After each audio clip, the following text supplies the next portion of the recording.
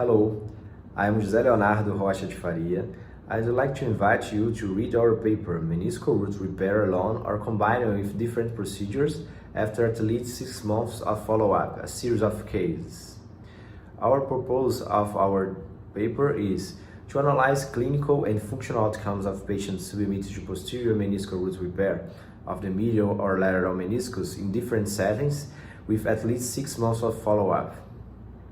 Patients and methods. Retrospective multicentric study assessing epidemiological characteristics and clinical functional results of 22 patients who underwent meniscal root reinsertion by transtibial technique. This study addressed different settings: isolate medial root repair associated with high tibial osteotomy, and lateral root repair associated with anterior cruciate ligament reconstruction. Our results: 12 patients had an isolated tear of the posterior root of the medial meniscus and underwent meniscal root repair alone. 6 patients had a varus axis greater than 5 degrees, undergoing meniscal root repair in addition to high tibial osteotomy in the same surgical procedure. 4 patients underwent repair of the posterior root of the lateral meniscus associated with the simultaneous reconstruction of the anterior cruciate ligament.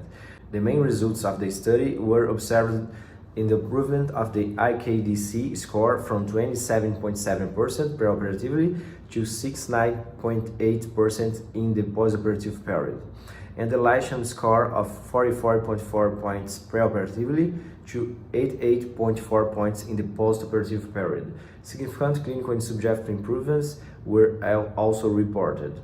Our conclusion is medial meniscal root repair associated or not with valgus tibial osteotomy when indicated, and lateral meniscal root repair associated with ACL reconstruction improved clinical, functional, and subjective results of the patients present in this case series in the short term. Thank you so much.